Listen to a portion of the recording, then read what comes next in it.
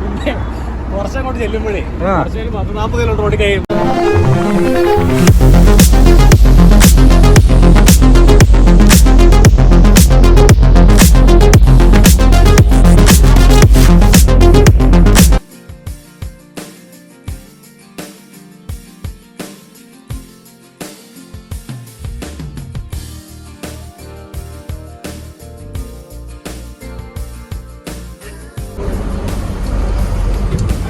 നമുക്ക് ലോഡ് കിട്ടി. നമ്മളങ്ങനെ ഇവിടുന്ന് ഇറങ്ങിയാണ്. നമ്മൾ ഹൈദരാബാദിൽ നിന്ന് ലോഡുമായിട്ട് ഇറങ്ങിയാണ്.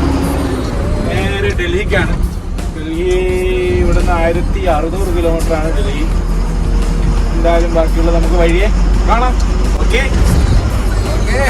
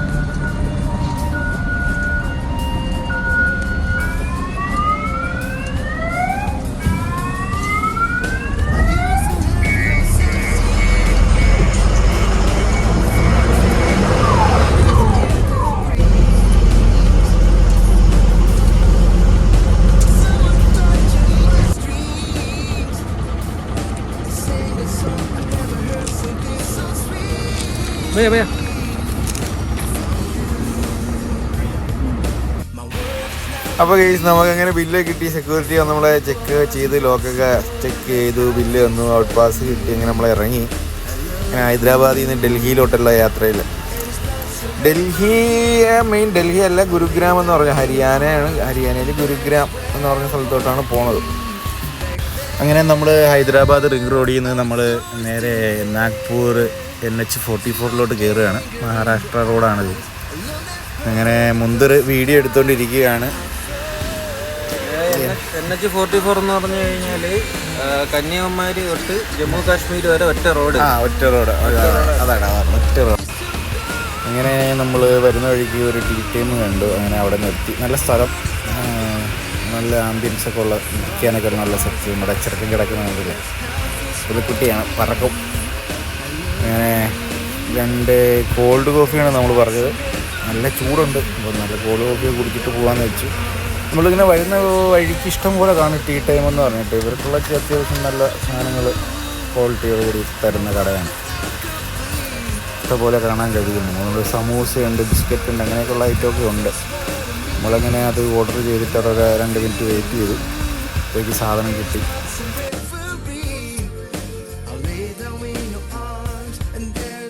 അപ്പോൾ ഇതാണ് കോൾഡ് കോഫി കിട്ടി. നമ്മൾ വണ്ടിക്കകത്ത് കയറി നമ്മൾ പതുക്കെ വണ്ടി എടുത്ത് ഇറങ്ങുകയാണ്.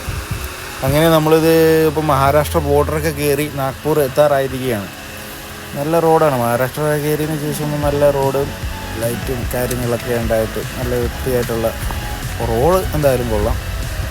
അങ്ങനെ നാഗ്പൂരൊക്കെ എത്തി. നമ്മൾ നാഗ്പൂർ ടൗണാണ്. ടൗണിനകത്തൂടെയാണ് നമ്മൾ കയറി പോകുന്നത്. അവിടെ പാലത്തിന് ബ്രിഡ്ജിൻ്റെ അടിയിൽ കൂടെയൊക്കെ ലൈറ്റും കാര്യങ്ങളൊക്കെ ഉണ്ട്. കുഴപ്പമില്ല, അത്യാവശ്യം വൃത്തിയൊക്കെ ഉണ്ട്. നല്ലൊരു സ്ഥലം, നല്ല ലൈറ്റാണ് ഇവിടെ കൊടുത്തിട്ടുള്ളത്. പിന്നെ അത് കഴിഞ്ഞ് ഞാൻ കിടന്ന് ഉറങ്ങി. കുറച്ച് നേരം ഞാൻ ഉറങ്ങി. പിന്നെ മുന്തിർ വണ്ടി എടുത്തു. മാറി മാറിയാണല്ലോ ഓട്ടിക്കുന്നത്. ഇങ്ങനെ മുന്തിർ വണ്ടിയൊക്കെ എടുത്ത് ഇങ്ങനെ പൊയ്ക്കൊണ്ടിരിക്കുകയാണ്. ഇത് കഴിഞ്ഞ് ഞാൻ പിന്നെ എണ്ണിക്കുന്നത് കുറച്ച് രാവിലെയാണെന്ന് തോന്നുന്നു. ഞാനൊരു 6 മണിയൊക്കെ ആയപ്പോഴാണ് എണ്ണിക്കുന്നത്. അങ്ങനെ ഞാൻ എണ്ണിച്ചു. ഞാനങ്ങനെ ചായയൊക്കെ കുടിക്കാനായിട്ട് നമ്മൾ പോവുകയാണ്. വണ്ടി നിർത്തി മുന്തിർ വിളിച്ച് ഒന്ന് ബ്രഷൊക്കെ ചെയ്ത് നമ്മൾ ഫ്രഷായി. നമ്മൾ ചായക്കടയിലോട്ട് ഇങ്ങനെ പോവുകയാണ്. ടയറൊക്കെ ഒന്ന് അടിച്ച് നോക്കും. ടയറൊക്കെ ഉണ്ട്, പഞ്ചറാണൊക്കെ ഒന്ന് നോക്കി അങ്ങനെ നടക്കുകയാണ്. മുന്തിർ എൻ്റെ പിറക്കെ നടന്ന് എൻ്റെ വീഡിയോ മാത്രമാണ് എടുക്കുന്നത്. മുന്തിർ വേറൊന്നുമില്ല. എഡിറ്റ് ചെയ്യുന്നത് മുന്തിരാണ് കേട്ടോ. ഞാൻ മുന്തിറിൻ്റെ വീഡിയോ ഇടുന്നില്ല, ഞാൻ എടുക്കുന്നുണ്ട്. അങ്ങനെ രാവിലെ തന്നെ എണ്ണിച്ചപ്പം കൊള്ളാം, നല്ല വൈബ്. രാവിലെ കണ്ട സൂര്യനൊക്കെ ഇങ്ങനെ തിളങ്ങി നിൽക്കുക, ഉദിച്ച് വരുന്നു. ചായക്കടയിൽ വന്നപ്പോൾ ഇവിടെ ചായ കടിയായിട്ടൊക്കെ ശോകമാണ്. കടിയൊന്നുമില്ല, അവർക്ക് ഇന്നലത്തെ കടിയാന്ന് പുള്ളി പറഞ്ഞു. നല്ല മനുഷ്യനാണ്. പിന്നെ ഇങ്ങനെ 2 ചായ കുടിച്ച് നമ്മളവിടെ നിന്ന് ഇറങ്ങി. പിന്നെ മധുരമുള്ള കുറേ ഐറ്റം ഉണ്ടായിരുന്നു, മുട്ടായികൾ. അങ്ങനെ അതൊക്കെ കുറേ മേടിച്ച് കൈ പിടിച്ച് നേരെ ഇനി വണ്ടിയുടെ അടുത്ത് പോയിട്ട് ഞാനാണ് വണ്ടി എടുക്കുന്നത്.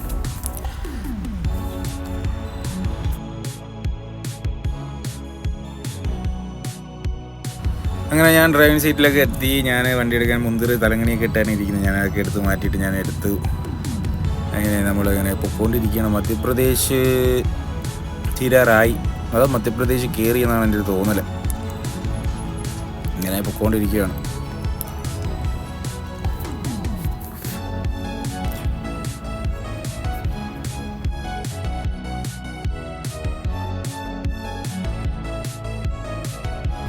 അങ്ങനെ നമ്മൾ ഡൽഹിയിലോട്ട് പോകുന്ന വഴിക്ക് നമ്മളൊരു കൂട്ടുകാരൻ, നമ്മുടെ സെയിം കമ്പനിയുടെ ഡ്രൈവർ തന്നെയാണ്. പുള്ളി സിംഗിൾ ഡ്രൈവറാണ്. പുള്ളി ഒറ്റയ്ക്ക് അവിടെ നിന്ന് ഇങ്ങോട്ട് വരുന്നുണ്ട് എന്ന് പറഞ്ഞ് വിളിച്ചു. നമ്മൾ അങ്ങോട്ടും ഇങ്ങോട്ടും പോകണ ഒരു റൂട്ടായതുകൊണ്ട് അങ്ങനെ പുള്ളി വന്ന് പുള്ളിയെ മീറ്റ് ചെയ്യുകയാണ്. പുള്ളി പെട്ടെന്ന് നമ്മളിങ്ങനെ കണ്ട് വിളിച്ച് പറഞ്ഞെങ്കിലും പെട്ടെന്നായതുകൊണ്ട് വീഡിയോ എടുക്കാനൊന്നും പറ്റിയില്ല വണ്ടിയിൽ വരുന്നതെന്നും. ആ പുള്ളി അപ്പുറത്തെ സൈഡിൽ ഇട്ടിട്ട് ഇങ്ങ് ഇപ്പുറത്ത് നടന്നു വന്നതാണ്. അത് കഴിഞ്ഞ് നമ്മൾ മീറ്റൊക്കെ കഴിഞ്ഞിട്ട് നമ്മൾ കാപ്പിയൊക്കെ കുടിച്ചു. ഒരു ധാബയിൽ കയറി നമ്മൾ കാപ്പിയൊക്കെ കുടിച്ചിട്ടു പുള്ളിയുടെ വഴിക്ക് പോയി. പുള്ളി കാപ്പി കുടിക്കാനില്ലായിരുന്നു, നമ്മൾ രണ്ടുപേരെ ഉള്ളായിരുന്നു.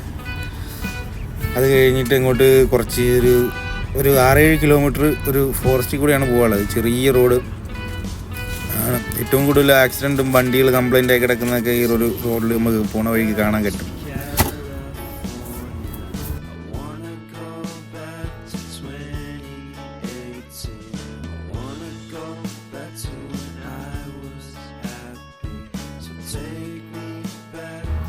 ഈ വഴി കണ്ടിട്ട് പിന്നെ നമുക്ക് വയനാട് ചുരം കയറുന്ന നമുക്ക് ഇതൊന്നും ഒരു പ്രശ്നമേ അല്ല. ചെറിയ ചെറിയ വഴികളൊക്കെയാണ് ഇതെങ്കിലും.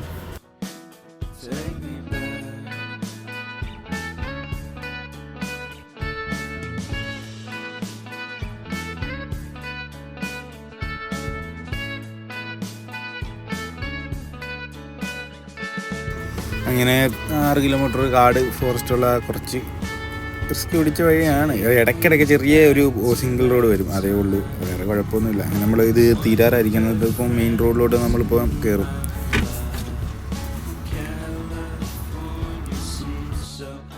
അങ്ങനെ നമ്മൾ അടുത്ത് രാജസ്ഥാനിലോട്ടാണ് കയറുന്നത്. രാജസ്ഥാനിൽ കയറി ഇങ്ങനെ പൊയ്ക്കൊണ്ടിരിക്കുകയാണ് മെയിൻ റോഡ്. അങ്ങനെ ഫസ്റ്റ് ടോളാണ് രാജസ്ഥാൻ കയറുമ്പം തന്നെ. അതൊക്കെ കയറി ഇങ്ങനെ പോവുകയാണ്.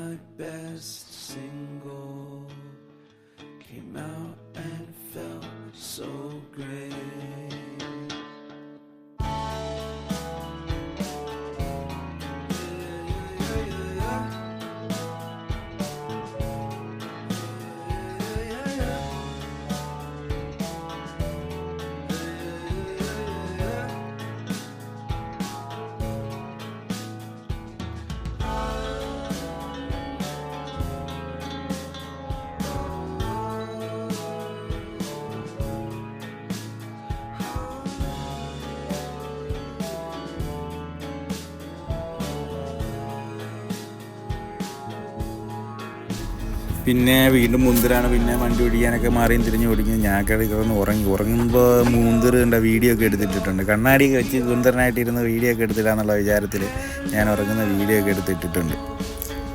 അങ്ങനെ നമ്മൾ ഏകദേശം 800 കിലോമീറ്റർ കഴിഞ്ഞ് ഭോപ്പാൽ ആവാറായിരിക്കുകയാണ്.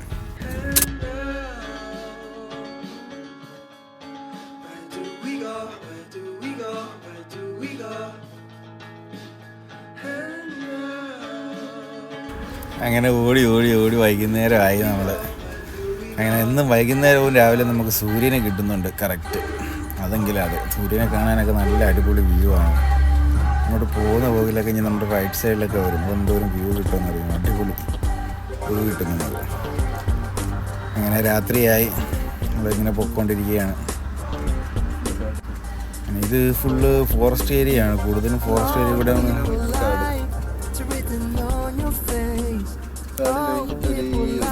ഒരു ഗ്രാമം 1990-ിലൊക്കെ നമ്മുടെ നാട്ടിൽ കണ്ട അതേപോലെ മുമ്പ്.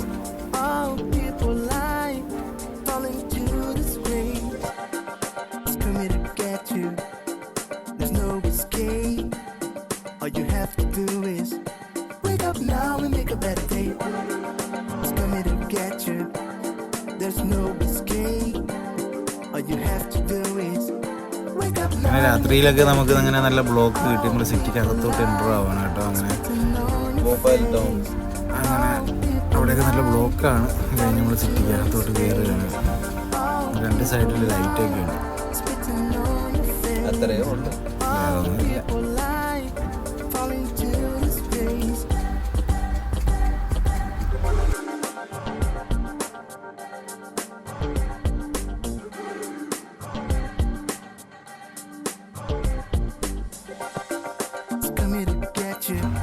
അങ്ങനെ ടൗണൊക്കെ നമ്മൾ തീരാറായി ഏകദേശം. അത് കഴിഞ്ഞിട്ട് കുറച്ചുകൂടെ ഉള്ളൂ നമുക്ക് ഇനി എക്സ്പ്രസ് ഹൈവേയിൽ കയറാൻ. എക്സ്പ്രസ് ഹൈവേ കയറി കഴിഞ്ഞാൽ ഒരു 400-450 കിലോമീറ്റർ ഇങ്ങനെ പോകണം.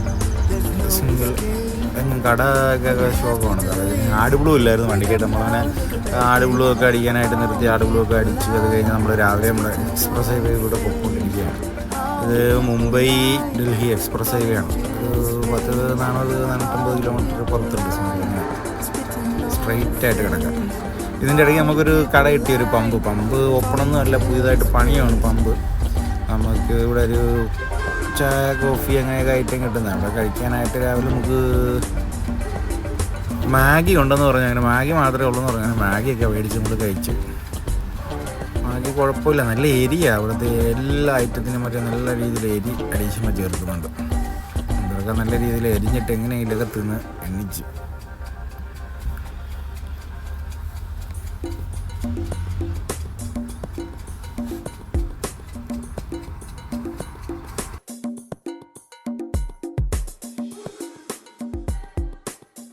നമ്മളങ്ങനെ ഏകദേശം ഡൽഹി എത്താറായി. നമുക്ക് ഡൽഹിയിൽ പോകണ്ട, 107 കിലോമീറ്റർ ഡൽഹി. നമുക്ക് ഇവിടെ നിന്നൊരു 10-60 കിലോമീറ്ററും കൂടെ ഓടിയാൽ മതി.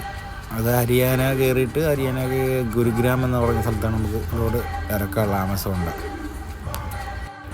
അങ്ങനെ നമ്മൾ ഏകദേശം ഗോഡൗണിൽ എത്താറായിരിക്കുകയാണ്. ഇവിടെ നിന്ന് ഇനി ഒരു 10-15 കിലോമീറ്ററേ ഉള്ളൂ.